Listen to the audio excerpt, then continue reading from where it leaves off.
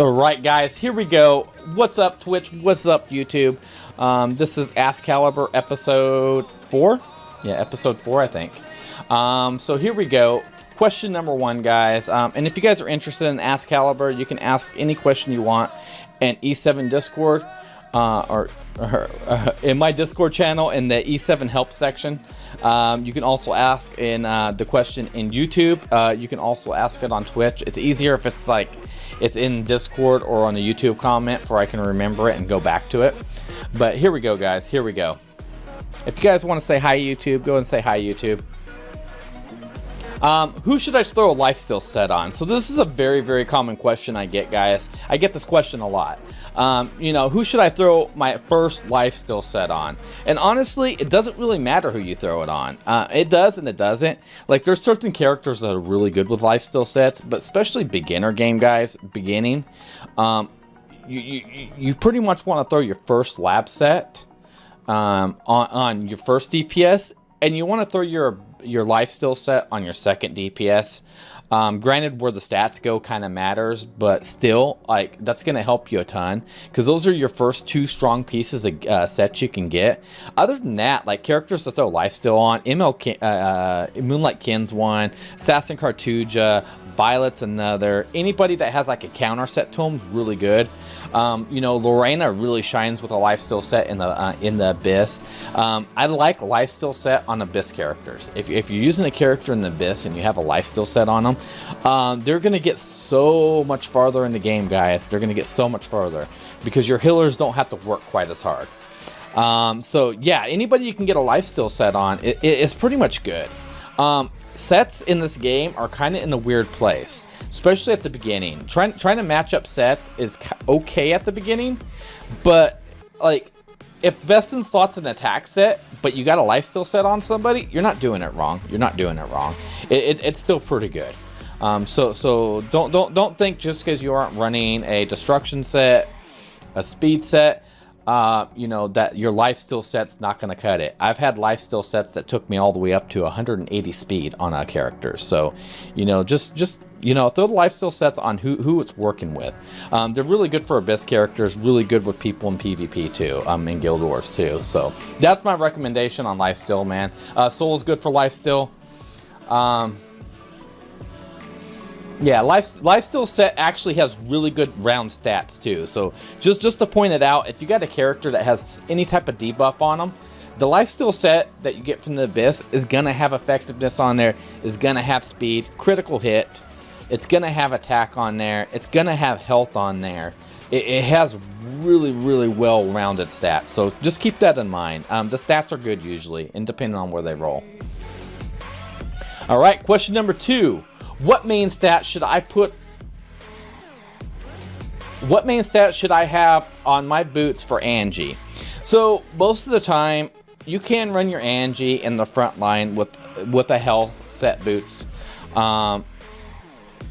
Health main stat you can, but in all honesty, you're gonna just do yourself a favor. Try to get yourself some level 85 boots with a speed stat on there, for you can get that 40 flat speed on your Angelica, making her faster, making her throw immunity up, making her heal even better. You could do the hit point route, throw Prophet Candlestick on her and stuff like that, but you know, you're gonna eventually run across the problem, and this goes with any healer, you'll eventually run across the problem where she's getting lapped. And even in the Abyss, PvP, if you're getting lapped, that's not a good thing. So I highly recommend throwing some good 85 speed boots for 40 flat speed, and that's what you should work towards. If you're trying to keep a set going, man, worry about your sets in different areas.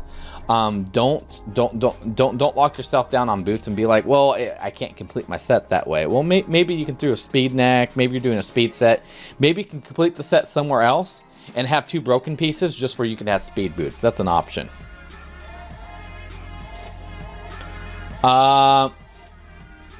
Boom. Abyss 81. How should I handle this fight? Abyss 81, is that the Watcher Shuri and the 2 Shuri fights? I think it is. Yeah, so that's Watcher Shuri and the 2 Shuris. So if you have strong DPS, which I'm assuming if you're asking this question, you don't have enough DPS to DPS them down. I personally did not. But the way to take this fight down is beat Shuri down. Beat Shuri down, beat the other Shuri down. Watcher Shuri will summon one of them back, beat that Shuri back down. Beat on Watcher Shuri, they won't be combat readiness pushing you so hard. It's super annoying trying to take on that fight bursting Shuri down. He's gonna do so much combat readiness pushing. You're gonna be like, "What's going on? I didn't get a churn. What? Why am I getting deleted?" So the best route to go on this fight is just take out each Shuri one by one. Once you have them down, beat on Watcher Shuri.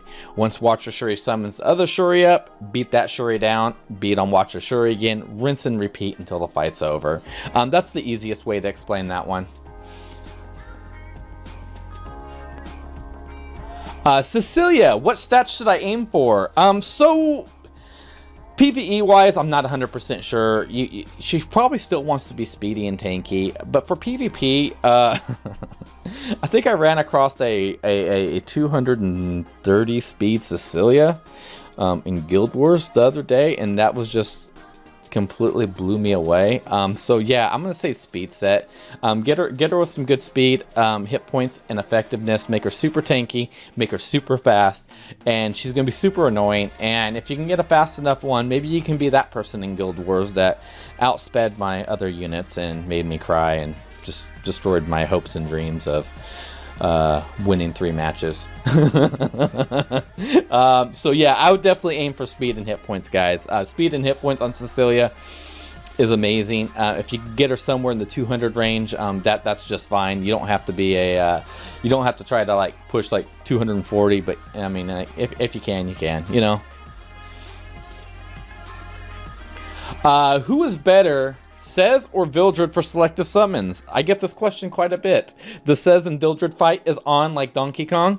You got green versus blue. It's almost like it's a war, and it's absolutely insane. It's absolutely insane. So me personally, I started my old main account with Sez as my starter. Granted, we're gonna say I didn't know how to gear at that time, so a lot of mistakes were made. My old free-to-play account, which is now my main account, which I wail out on, Vildred was my starting character.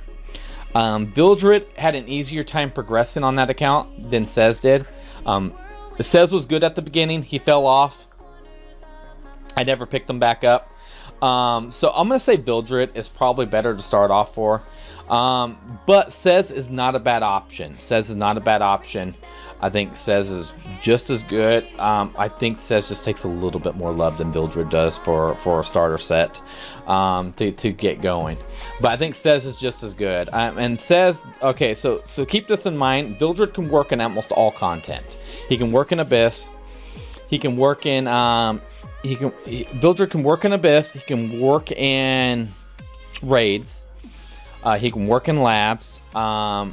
He can work in PvP. He can work in Guild Wars, Arena and Guild Wars. He can work just about everywhere, and is pretty effective. Sez, on the other hand, is not super effective on all those, but he's still effective. Vildred can do high cleave teams in Arena, which eventually do fall off a little bit. And Sez does high damage cleave teams with explosions with One Rider. So in my opinion, Sez is the better cleaver when it comes to PvP in-game. But if you're looking for someone that's going to be a little bit more solid, I'd say Vildred. Unless you're just a true Sez fan, go Sez. But like, I think Vildred's a very solid one. I'm going to say it again. I always say this. Ken and Vildred, hands down, are my top 2 picks for units and selective summons.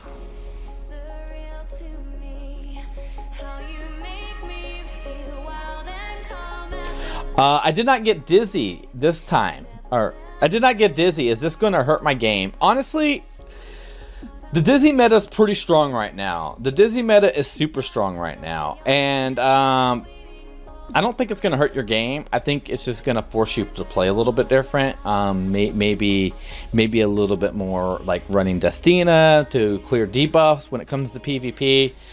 It's not going to make the Abyss a cakewalk on certain fights, which a lot of people have found. Dizzy just cripples people in the Abyss and just keeps on going and doesn't stop.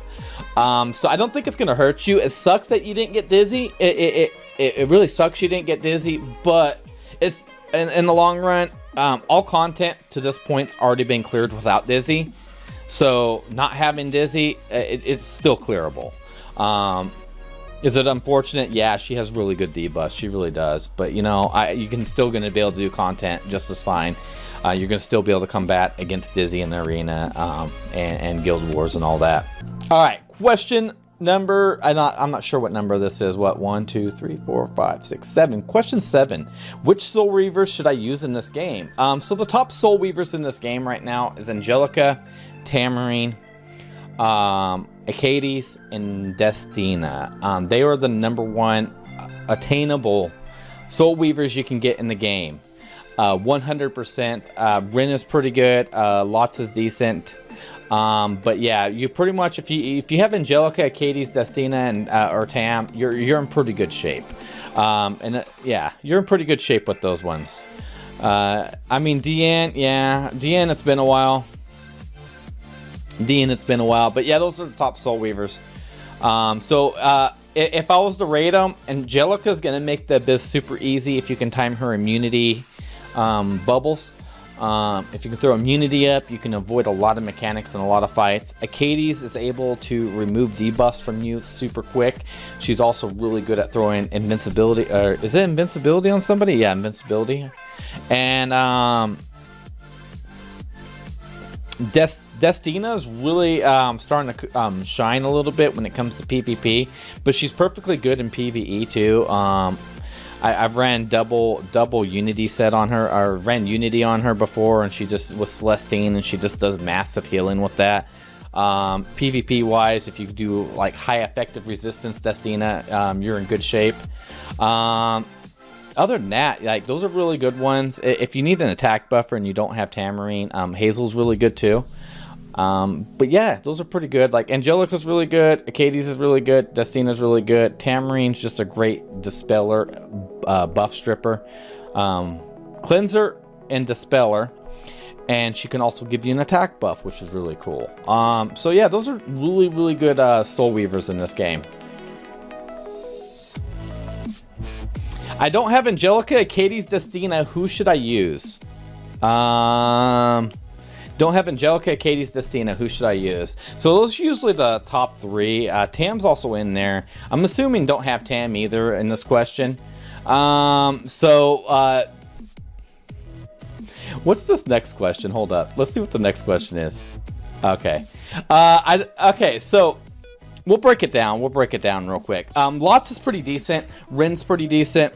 Healers. If you're talking about 3-star healers, though, Hazel is probably the best 3-star healer out of the bunch.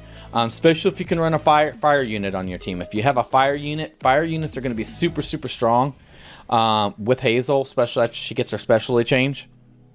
Other good 3-star heroes, Jekt is super good. Jekt has the ability to, if you're running across debuff issues and you need speed on your team, he can throw speed on your team, throw a healer over time on everybody, and just dispel debuffs left and right, man. It is insane. He is a debuff stripper.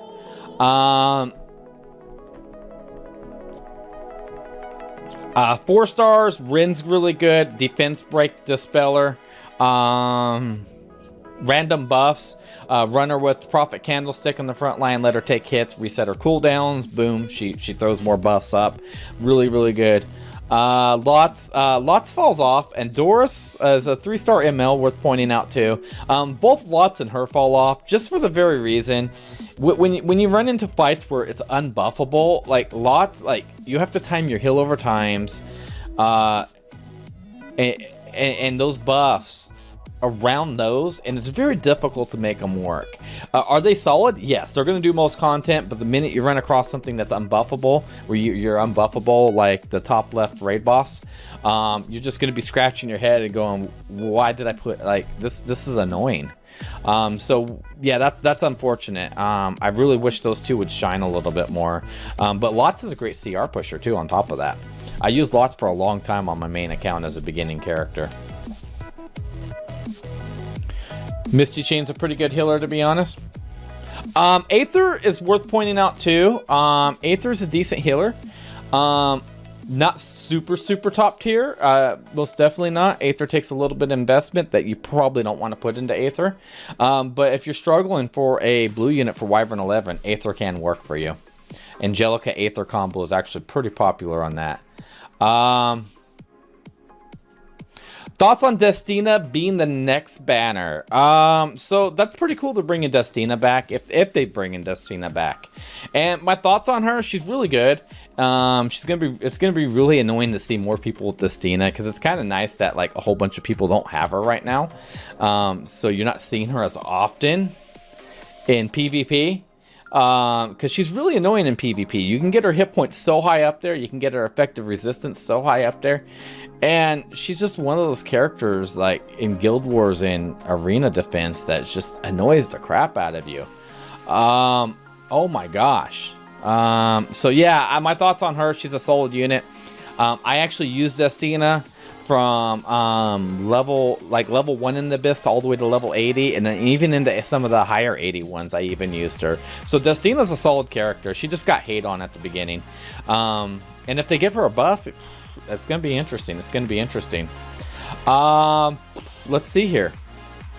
I think that about covers it, guys. So if you guys enjoyed this episode of Ask Kallibur, just hit that like button.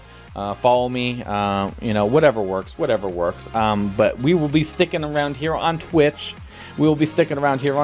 And I'll catch you guys next time. Don't go, Twitch. Don't go, guys. Don't go.